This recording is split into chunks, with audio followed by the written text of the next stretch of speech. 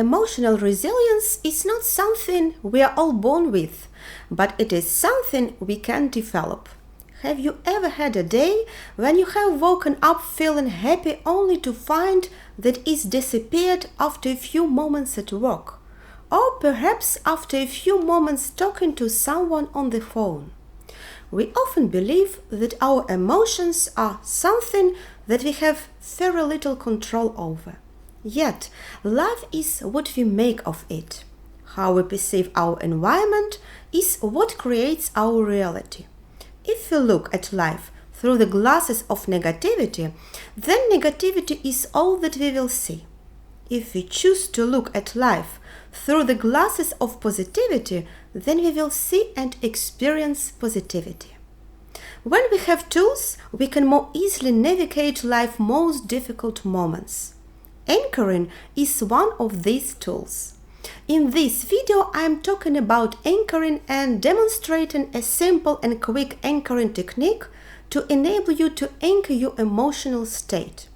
It allows you to reconnect to your chosen emotional state rather than having one imposed by you by circumstances.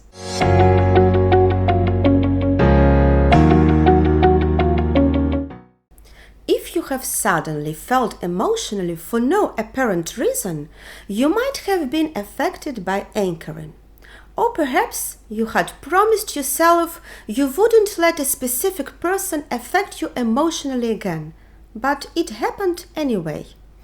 Remember in school when someone scraped their nails down a chalkboard?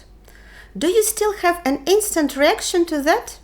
That is a classical example of anchoring. This concept comes from the teaching of neuro-linguistic programming, NLP. You may have heard of Pavlov's dog experiments. Anchoring is a process that on the surface is similar to the conditioning technique used by Pavlov to create a link between the hearing of a bell and salivation in dogs. The bell was the neutral stimulus that when associated with food causes salivation, which is conditioned response in the dog. An anchor is an external stimulus that is linked to an internal mood. An anchor can be something you see, what you say or hear, or what you taste, smell or feel.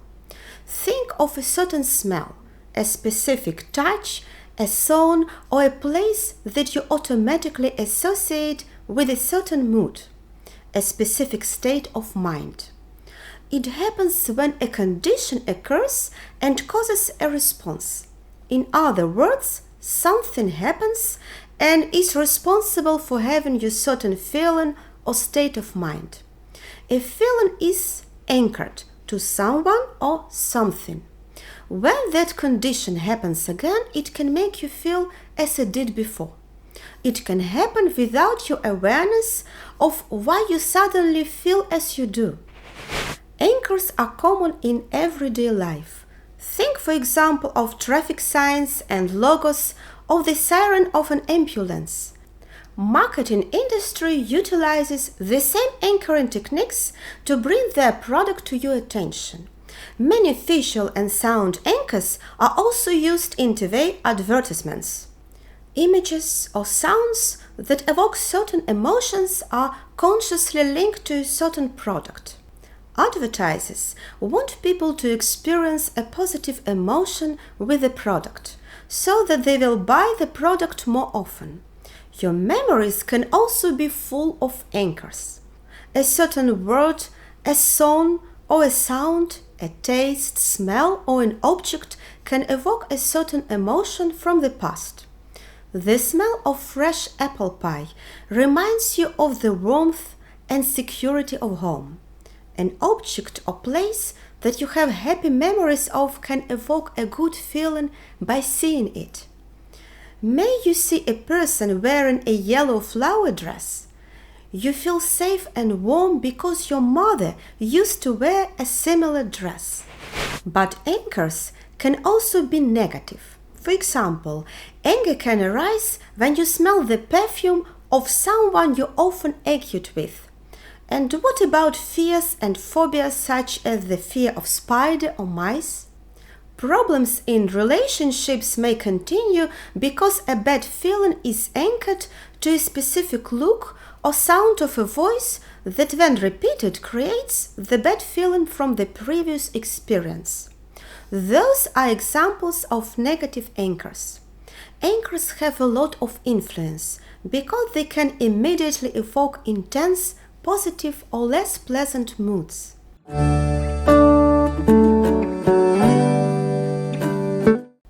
Anchoring is a technique that allows you to directly evoke a certain emotion or emotions through an anchor. There are various anchors that you can install in, such as sounds, smells, feelings anchors, or image anchors.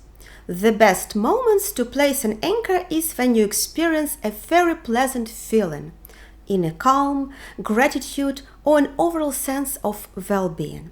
Think of the feeling of pride after a run, or the feeling of joy when you are at your favorite place in the park. So pause and allow yourself to feel. Feel what you feel like. Take in what you see and hear in that moment. At the height of the intense positive mood, you can set the anchor by giving yourself a specific external stimulus. For example, squeezing your earlobe, or placing your thumb and forefinger together, touching your thymus, inner arm below your elbow, or inner wrist. So, before you start, choose what state of mind you want to evoke and what anchor you want to place. And before the positive feeling wears off, you let go of the anchor. By placing an anchor in this way, the stimulus and mood are neurologically linked. This means that if you receive the same specific stimulus at a later time, your brain automatically associates it with that intense positive mood. So at a later moment, you can evoke that intense positive feeling with the anchor.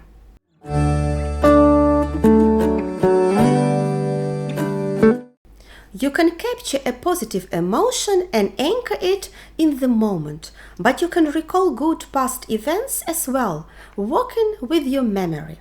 So let's put all this together as steps. Step 1. Determine how you want to feel. Think of an emotion you would like to anchor. For example, if you want to feel more confident, then choose a time when you were feeling truly confident. If you want to anchor motivation, then pick a memory of when you were super motivated. Step 2. Remember a time when you felt like this. It can be any memory when you were feeling confident or motivated or happy under any circumstances. Close your eyes, relax, and let a memory come to mind. Make the picture bigger, brighter, more vivid, and ramp up the feelings. The clearer the image and the more intense the feelings, the better your anchor will be. Step 3. Anchor the feeling. For example, rubbing two fingers together or rubbing an earlobe. Step 4. Release at the peak. When the emotion is at its peak, release your anchor. This may take a bit of practice, but you'll get it within a couple of times. Step 5. Test the anchor. Do something else unrelated for 30 seconds just to take your mind off this.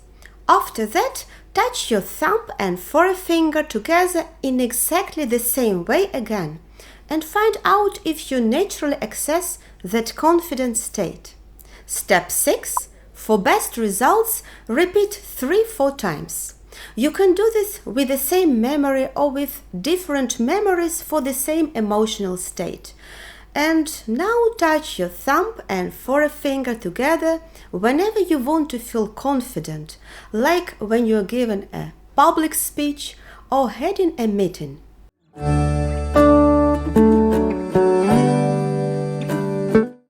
In order to get a strong anchor, it's important to pay attention to a few things. First thing is intensity. Make sure that you make a powerful example of the experience to work with. The more intense the memory you use for the anchor, the more powerful the anchor will be. Second is uniqueness. It's important for your anchor trigger to be unique. Choose an easily accessible part of your body which is not likely to be accidentally touched unless you initiate it. Popular triggers include rubbing two fingers together or rubbing an earlobe. Refrain from touching inappropriate body parts if you are planning to use your anchor in public. And the last thing is repetition. Like many things in life, the more effort you put in, the better you'll do. Spend about 30 minutes setting an anchor. You'll find out that doing an anchor just once or twice is enough to get results. Not the best results, but still results. Anchoring won't work every time and with everybody and under all circumstances. Your confidence anchor may fail you in a situation in which intense fear is stronger than the anchor you've set. But it doesn't mean that anchoring sucks. It just means that anchoring may not be a cure-all for your problems. This is just one of the good tools which is good to have in your assortment of self-help tools. There is no limit to where you can use anchoring. Mostly it is effective in changing how you feel when you are performing. Learning anchoring can undo your bad responses and help you create new good responses. You can use anchoring to erase the hurtful feeling of past events or to combat procrastination. Politicians and stand-up comedians all know the power of anchors and use them. Marketing people use them to sell you their goods, so why don't you use it to make your life better? When you are experiencing something you want to have more of, just anchor it.